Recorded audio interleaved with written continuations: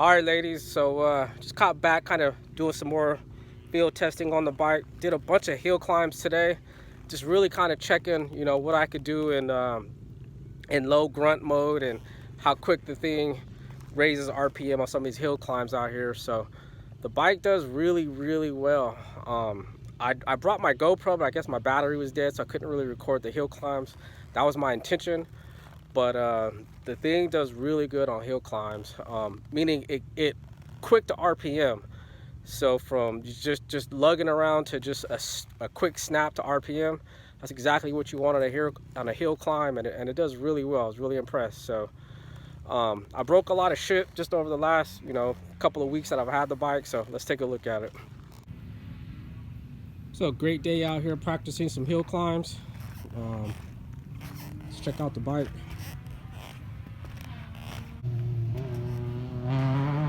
So bike's really been performing well, by far exceeding my expectations on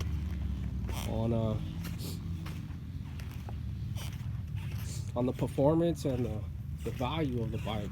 Performing extremely well. So let's check it out. I broke a lot of shit in the last 3 weeks. I got this caught up on a log failure, and it completely tore off the sensor for the speedo, so I gotta somehow get that squared away. This contraption right here gets caught on a lot of branches, and it's actually pulled this whole system off of the petcock twice already. Branches have, so I got to get rid of this contraption and have something a little bit more normal. I dropped the bike and completely bent this clutch lever. I've since just cut it off, but this was all bent up. Got rid of that black seat cover, put a more blue seat cover with a tugger strap. Let's see, what else have I broken? Anything over here? Oh, I completely broke this handguard. Yeah, that's completely broken. I got some new ones coming, so we'll get that squared away here shortly.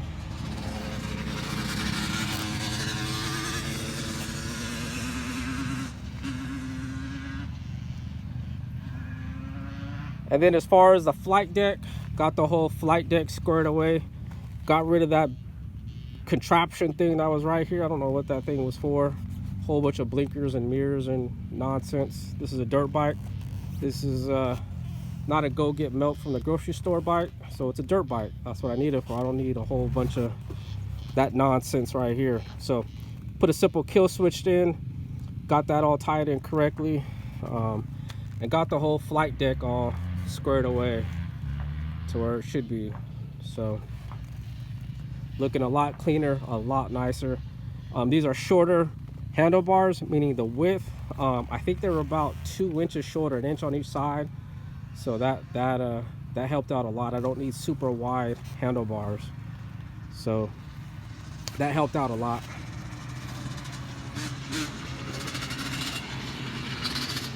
Let's see, have I broken anything else? I mean, it's just normal stuff you're gonna break on any dirt bike regardless. So I just gotta figure out those hand guards, get those squared away.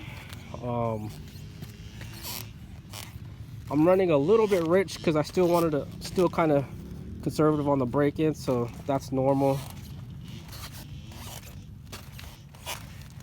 But pipe and everything's holding up well. Couldn't be happier. I never mounted those mirrors and nonsense and turn signals and all that stuff. I mean, it's a dirt bike, so I need it to be a dirt bike. I also got rid of this whole contraption thing that was back here with a tail light nonsense. So I got rid of all that stuff. So don't get me wrong, this bike will be plated. I live in California. There are ways to get plated bikes out here. You just gotta know a process, but this will be plated, so I will have a plate on here, but I won't have mirrors or turn signals, none of that nonsense. I'll just use my hand signals if I need to.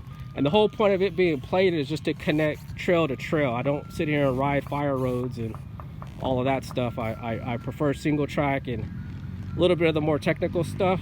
So the whole point of this bike being plated is so I can connect from trail to trail. That's the only reason you'll ever catch me on a fire road. So there it is.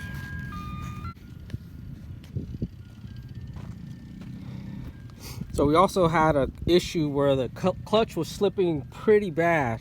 So we tried to adjust and we just couldn't get it to release or disengage fully. Like even when the clutch lever was completely out, it was still slightly engaged. So the only thing that we could do is get rid of that adjuster bolt that was there. We completely removed it, and that allowed the clutch to completely close like that.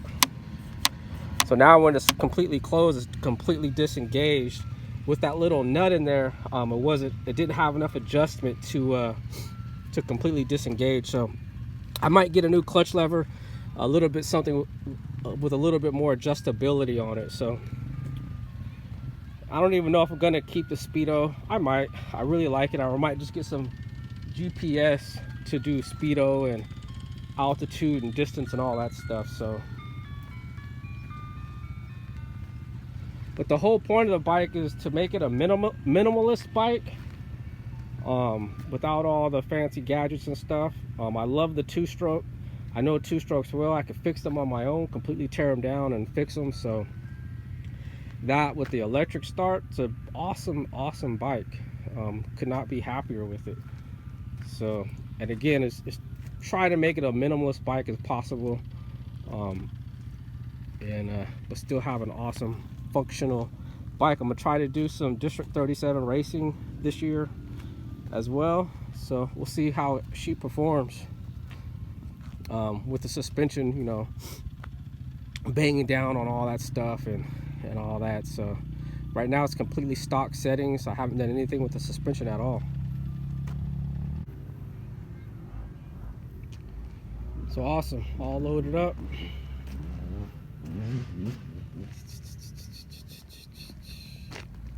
So let's get home. Pretty hungry. Hopefully the old lady made some food.